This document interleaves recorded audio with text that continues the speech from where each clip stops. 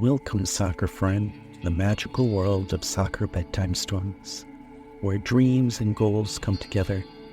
I'm your host, Tomek, and I'm here to accompany you on a journey through the stories of some of the greatest players, games, and tournaments as you drift off to sleep. If this is your first time visiting our Soccer Dream World, and you enjoy the story, we welcome you to follow and subscribe to listen to all the stories in our library. If you are a returning soccer dreamer, we encourage you to review, comment, star, and like the stories you love most. Your feedback and ideas help us get better and help to expand our soccer dreaming community. Please reach out to us. It's as easy as a pass to a friend. You can just email us at soccerbedtimestories@gmail.com. Enjoy the story, sleep well, and dream big.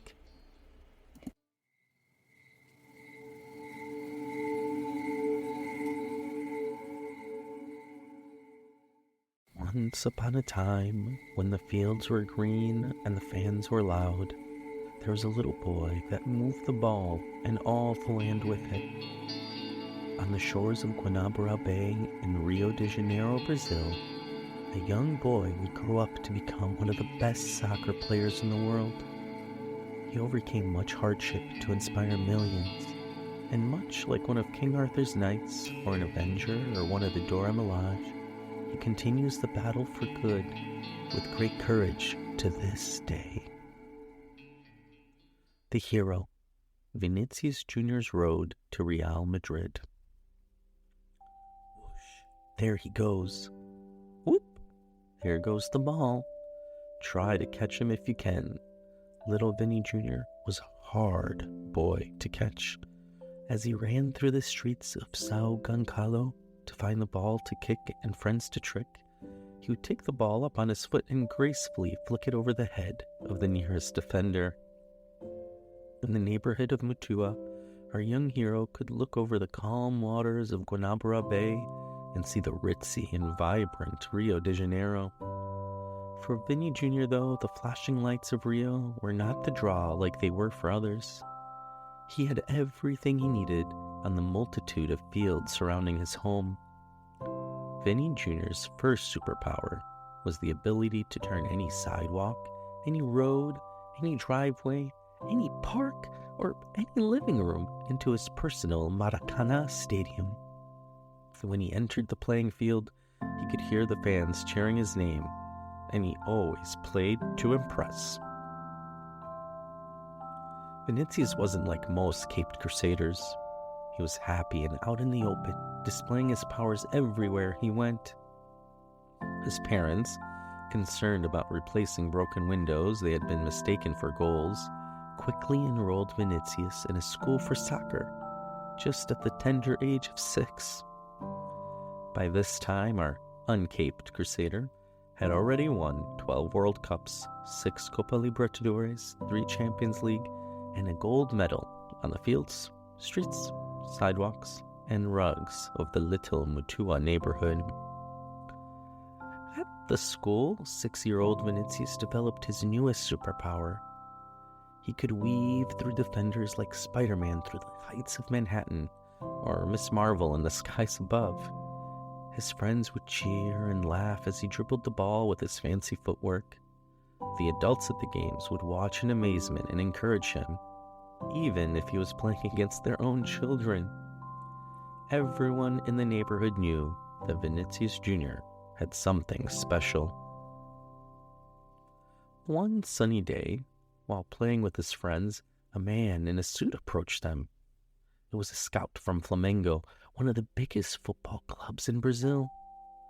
The scout had heard about Vinicius' amazing skill and wanted to invite him to join their youth academy called Ninho de Urubu. Everyone knew that this is where our hero belonged. Much like Xavier and his X-Men, our little hero, now 10 years old, needed to find a place to develop his growing powers. The academy was located on the far side of Rio de Janeiro, but Vinny's family made it work. His father worked far off in Sao Paulo to support the family financially, and it was the boy's mother who took on the commute for training. Rising early morning, the family would catch one of those popular and crowded minibuses that helped people get around this huge metropolis. The family would ride it for a few hours. Halfway to the school, Vinny would board another bus, and his mother and little brother would wait for him while he traveled to the school. In the evenings, Vinny would travel to the meeting spot, and the family would travel back to Mutua together. Vinicius developed quickly. His dribbling skills, his pace, and his intelligence were quickly the talk of the academy. Soon, the 10-year-old was playing with 12-year-olds, and when he was 12, playing with 14-year-olds. And this continued on and on. The stories of Vinny Jr. started to spread as far as Europe, where the biggest clubs in the world were always in search of the next superstar. At 16 came the big moment for Vinicius. Not having played for the Flamengo team yet, he was asked to represent Brazil at the U17 Copa America. The best young South American players would be representing their countries to crown the champion of the continent. Our hero was the undisputed star of the tournament that Brazil ended up winning. He was the leading goal scorer and creator extraordinaire. And the moment that would be forever remembered would come against their great foes, Paraguay. Our 16-year-old, facing the older players of Paraguay, showed no fear, his confidence on full display. Vinicius found himself surrounded by 9 defenders from the rival team.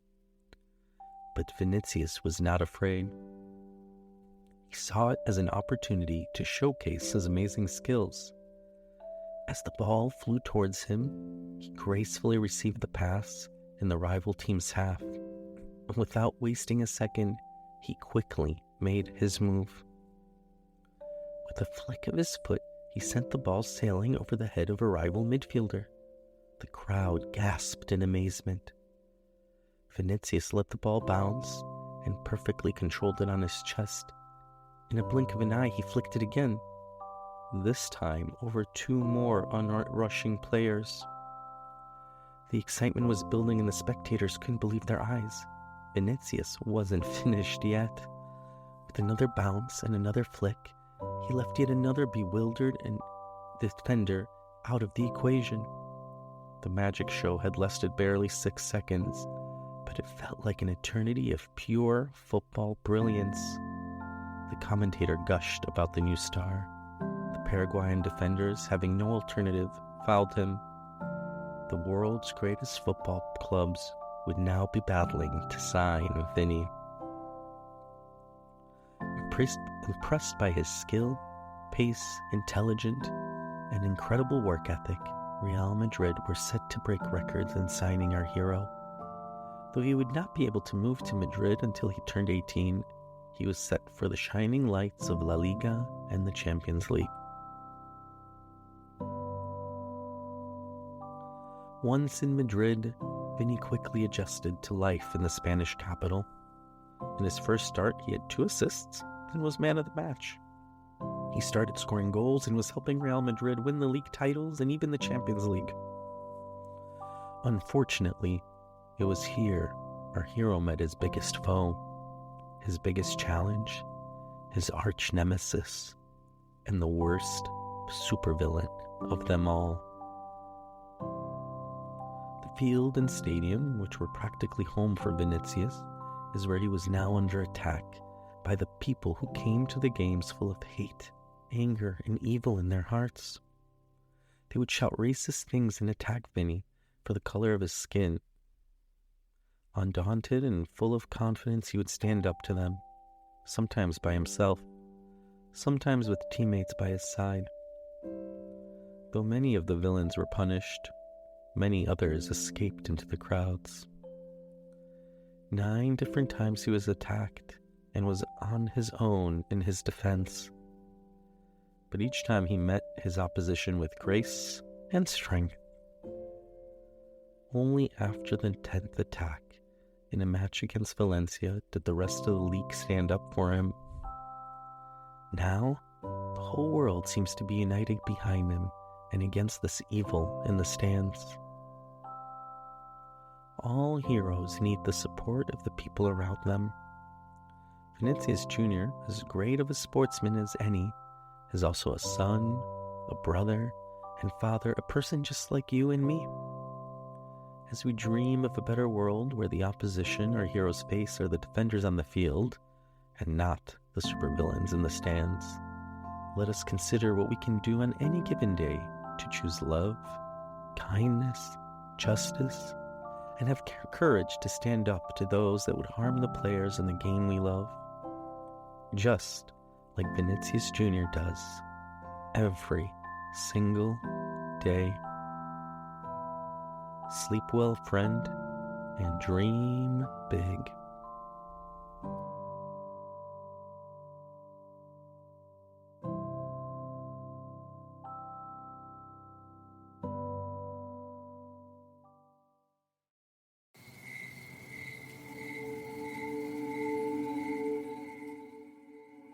Hey soccer friends, if you enjoy Soccer Bedtime Stories, you might also enjoy the Soccer Time Machine podcast.